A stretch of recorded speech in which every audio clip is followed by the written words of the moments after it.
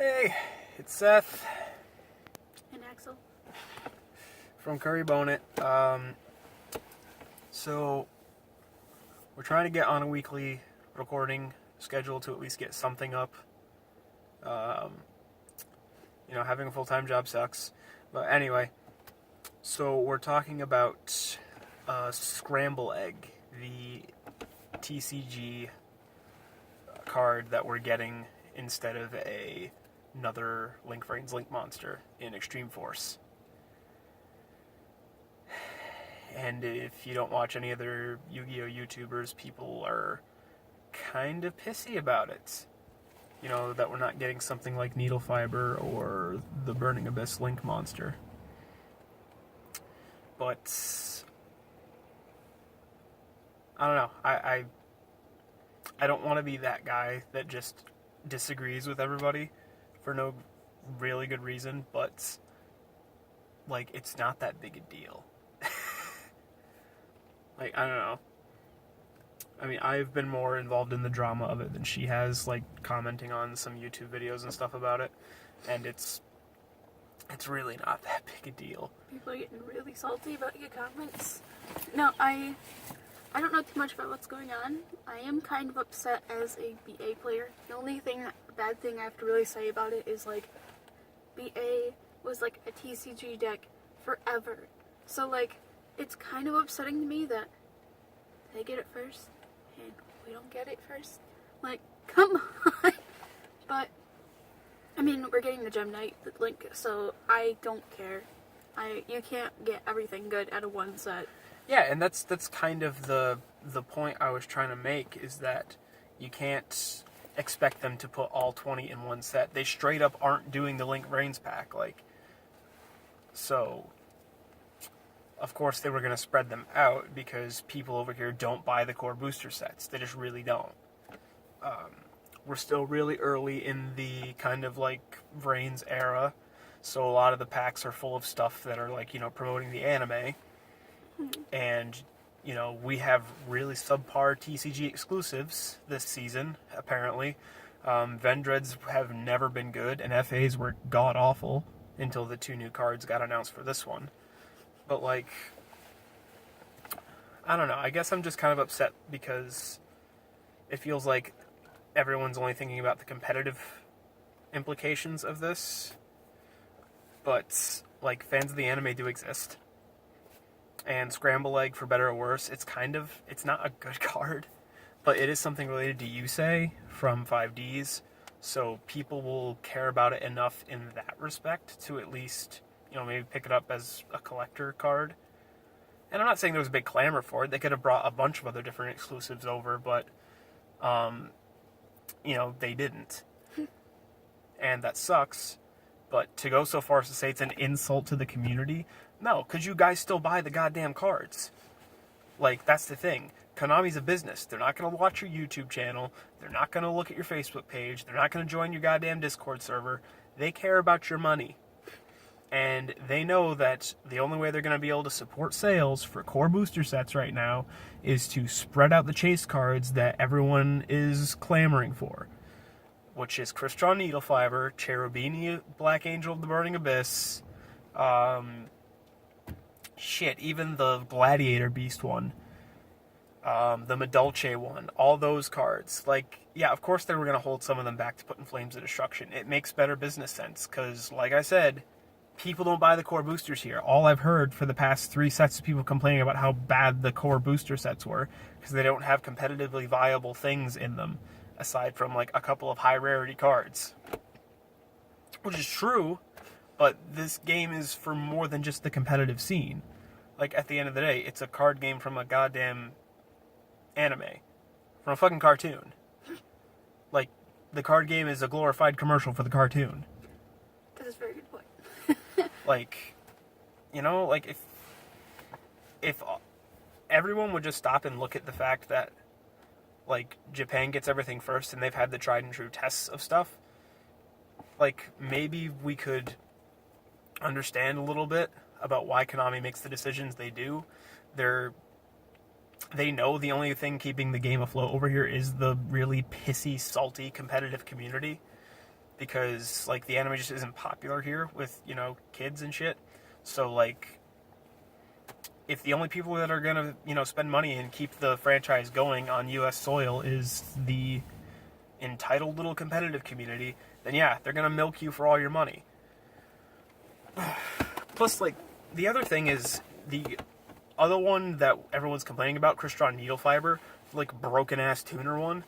Do you really want a format of that and Heavy Metal Foe Electromite or whatever it's called coming out in the same friggin' set? Is that really a format you want to live in all at once? Like, that'd be a really dramatic change. Like, the last time we had something as broken as Needle Fiber come out was like, oh god, like I'd say Zodiac just as an archetype, and that turned into a problem really fucking quickly. Same thing with Spirals. And yeah, even more recently with fucking Spirals. Double Helix hit the TCG and it was a shit show all at once. Like, I don't know why people keep begging for these Tier 0 formats and then complain about them after. Like, Needle Fiber can stay in fucking OCG land for all I care. Fuck that card. But yeah, I'm rambling at this point. Bottom line, like, if you really have a problem with it and you want Konami to listen, stop giving them your money. Like, as shitty as that sounds, and I know it's never going to happen, but if you really want things to change, stop buying boosters at all. Like, if no one bought Extreme Force and there was just nothing on the market for it and everyone just came to grips with they'd have to do another format of Pendulum Magician, Trickstar, Spiral, Konami would probably start paying attention when their profit margins freaking dipped and tanked. But no, nobody will do that because the competitive community wants to have their cake and eat it too. Which maybe I probably sound like just a contrarian because I kind of exist on both sides of it. Like, we both like the anime and the competitive side of the card game, obviously. I'm really liking ABCs right now. Not just because of the fact that, you know, it's a stupid Kaiba tribute, but it's a fun deck mechanically. It's entertaining and it works with Link format.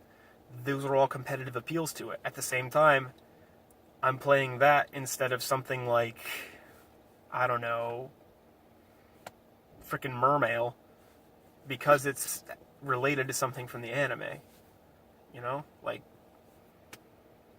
competitive players, like, I really feel like they're kind of entitled about certain stuff. And yeah, Konami USA isn't the best company on the face of the earth, but, you know, at the end of the day, you're the ones who are still buying the product, so you're just as much to blame to them. That's all I have to say about it. That's a very good point. I agree. If you have a problem with Yu-Gi-Oh, you can very much say no. Very much say you have a problem. And the only way you can do that, though, is with your money. And if that's up to you. That's up to you to deal with that. Yeah, just quit for a season and play DevPro. DevPro's free, man. Like, complain about money? There you go. Yeah. Dueling book. There you go. Yeah, exactly. Like, it's you can't expect a business to just run it the way you want, because as a consumer, you absolutely, you know, it's hard to think of it as like, yeah, we're just gonna give all the money cards out at once just because you said you wanted to. Or you can pay us double to get both the box sets so we can, you know, vote with your wallets. That's the best thing that you can do. Yeah, like, that's the kind of the thesis of it, is like, I mean, it's all well and good, like, we complain about shit all the time with Yu-Gi-Oh, but like, I hated the new one that came out. What's it, the one with 6 samurais in it? Yeah, Spirit Warriors. I did not buy a single pack. Yeah, no one really bought it.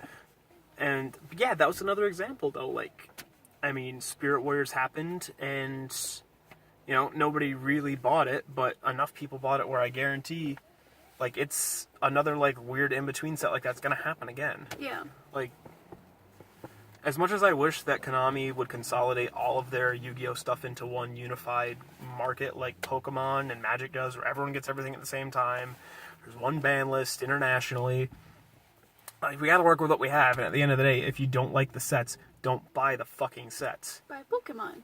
Yeah. Go be a scrub somewhere else. Yeah, start playing Pokemon. I'm gonna get in so much trouble for that. Start playing Magic: The Gathering. You know, like play Magic's Hearthstone. Magic's where you spend more money. That's why we play Yu-Gi-Oh! Because we can't afford Magic. But yeah, No, bottom line is just like Extreme Force doesn't look like a terrible set. Everyone says it's a really mediocre, terrible set. Like, yeah, maybe, but it's still got Electromite in it. It's still got some cool Link monsters in it. 2 really good Link 2s, for that matter. It's still got Mech Knights in it, which look like they're going to be a cool archetype. So, like, the set isn't complete garbage. Like, they did give us something. They could have just not given us any of the Link monsters. Think about that. If you're going to be ungrateful little shits, like, think about how they just couldn't have given us anything. They could have actually done the Link Vrains pack, like, the same way they did Pendulum Domination, and we not get it for, like, a year after it's out. Woo. So, you know, maybe count your blessings, or maybe just stop buying sealed product to send Konami a message they actually understand. Bye.